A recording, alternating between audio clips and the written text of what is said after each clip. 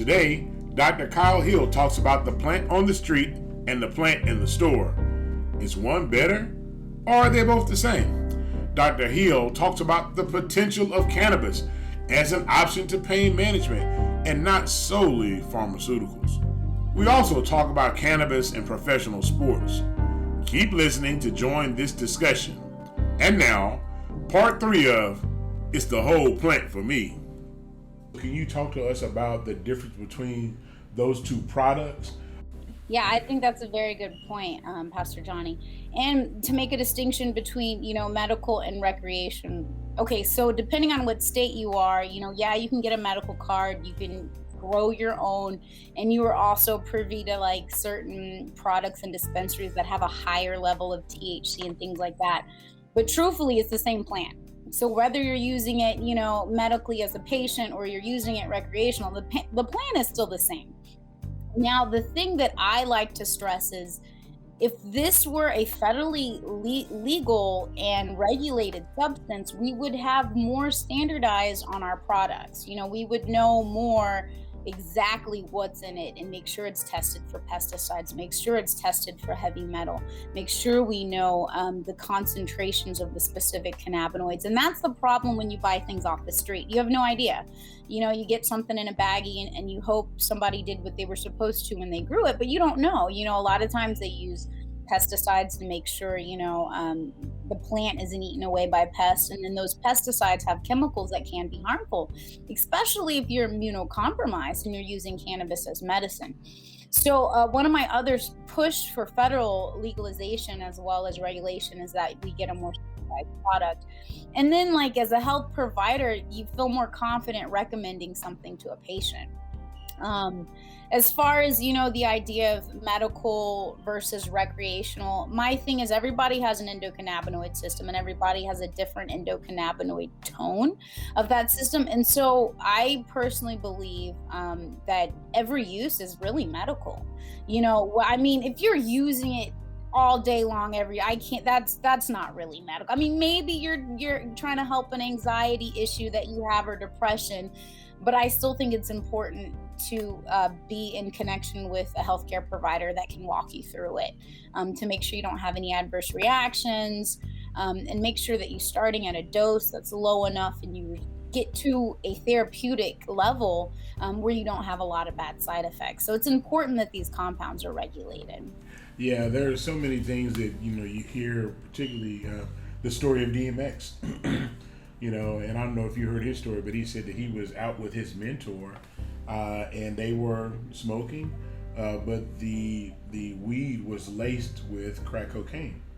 So he ended up smoking. I forget what the street term is, but he ended up smoking. He thought he was just smoking some weed, and ended up smoking something else. And then we see the course that his life took. And so that's what I was thinking about when you were talking about the medical use, and I was like, there's a difference that's there because you might have some guarantees a little bit more through the stores, but there's always a chance for corruption, and that's one of the things that is concerning. And do you think that at some level, because they do understand the research, that the objective to keep this from becoming the potential juggernaut that it could in the medical industry is more about some maybe privatized contracts, because I'm one of those documentary guys, and I watch these it'll say this little city in Utah has twice the amount of opioids in it than the whole city of Houston. I'm the guy that watches that video. It's like, oh my God, there's only 30 people that live there. Why are there 1 million, pills of Xanax there? I'm like, I don't know. And I watch that kind of stuff. But what it does show is that there's something that happens behind the scenes with a lot of these different things. Kind of like what we see with even the NRA, where you have a lot of big major money investors that are investing their money so they get favor, even though the numbers may say this could be healthier for the country. So how do we do that? Do we need more people invested in this industry? Do we need some big bankers to come out and be like, look, I'm rolling with them. You got it. I'm rolling with them. That was funny. I Okay. like that. Hey, it's 420. I'm rolling with them, right? So is that what we need to get this ball rolling, or what else? I agree. Money makes things move, right? And right now, the pharmaceutical industries have lots and lots of money. And I don't want to be one against pharmaceutical industries. Our pharmaceuticals are Oh no. important. We need them, especially as a physician. I wish But that there's they room were at the table. with us. I Yeah, said I there's wish room at the table.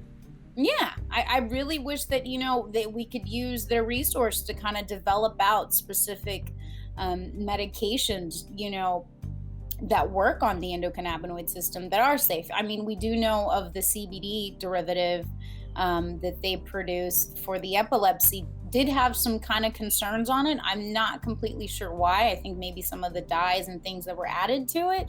But I'm kind of also an advocate for full plant. So I mean, it's hard finding that common ground with pharmaceuticals. Explain full plant for people like myself who are Mhm. still learning, because you've been teaching me a lot. So I do appreciate you being patient with me. So explain what it means to be full plant. So the cannabis plant has all of these cannabinoids, terpenes, constituents that go to make the plant. And there's been a lot of research in what's called the entourage effect. That for whatever, when all of these compounds are working in conjunction with each other, the effect is more efficacious. And so when you see things like the one medication that was created with the CBD, that's more so like an extract where you're taking just the CBD and then using that to create a medication. And there's been some studies that show that maybe is not as efficacious as using, like a full extract, using everything in the plant as opposed to just one compound of the plant. So the idea of trying to find common ground, with the pharmaceutical companies, to kind of I don't know honestly how that looks, because there's a lot of other advocates for full plant. And when you think of pharmaceutical industry, they kind of their idea is a one molecule approach. That one molecule you can kind of work better with, and patent it better. You can't patent plants, and so then it becomes a money issue. So that's such a compounded problem that I really hope we can kind of work together where we're not stepping on the pharmaceutical industry's toes and they're not cutting physicians out of recommending something that would be helpful to patients. I see a future hopefully where we can all get along. Yeah, okay, we all get along. I love that. Now, for the record, I'm full plant too because I eat the whole broccoli stem. The whole stem. Now, Get your fiber in. yeah, I'm full plant. Now, let me ask you this. Recently, we just had, I think it was a week ago, where there was an ex-NFL player that had not an altercation. He actually shot his doctor who was treating him, and the doctor, his wife, two children, and then two workers that were on that property.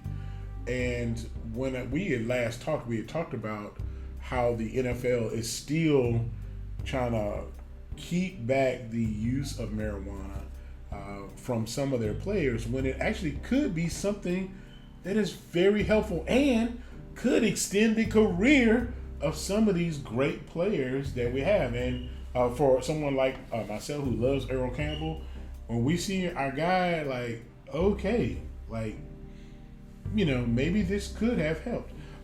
What do you think that role of marijuana or cannabis could play in extending or helping the NFL or other, golf, basketball, hockey, all of these things, wrestling, these guys are some full contact and their bodies take a lot of abuse.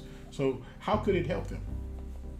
I think that is a very important point. We've already looked at CBD as far as a neuroprotectant. And fun fact, the US actually has a patent on CBD as a neuroprotectant. You can actually Google that. So I don't know, that conversation can get kind of sticky. Yeah, that's the pot in the kettle. But we have learned that a lot of the different compounds in the cannabis plant, help with things like muscle and bone repair, neuroprotectant, which as a football player or a wrestler, anybody that sustains a lot of head injury, that is something that's important. Let's protect those neurons that are getting banged around a little bit. Also, the ability to just kind of relax. A lot of, football players, I feel like, are kind of in this adrenaline high stress, you got to get amped up to play the football. I think, some CBD to kind of relax them at the end of the day or at the end of the game would be very beneficial, to kind of for their body to heal itself after, such impact and things like that. I personally believe that there's a place for it. And I think I read something that maybe the NFL was kind of get on board with CBD a little bit or thinking about it. I'm not sure how that turned out. But I would hope that these, national, sports leagues would look at, something like this for their players. I think what's crazy about what you're saying is I had this experience personally. I was taking the teams on a trip. I was a youth pastor. And we were at a place, and the vending machine was out of every drink but Rockstar. And so I was like, oh man, I'm just gonna drink one of these Rockstars. And I knew for a fact, because I had heard kids talk about it, that it probably wasn't the best thing for me to drink this whole drink. So I took the drink and I mixed it with a ruby red grapefruit. I had a little small can of ruby red grapefruit. And so I poured like half and half. So I had half the ruby red and half of this Rockstar. And I poured that together and wham!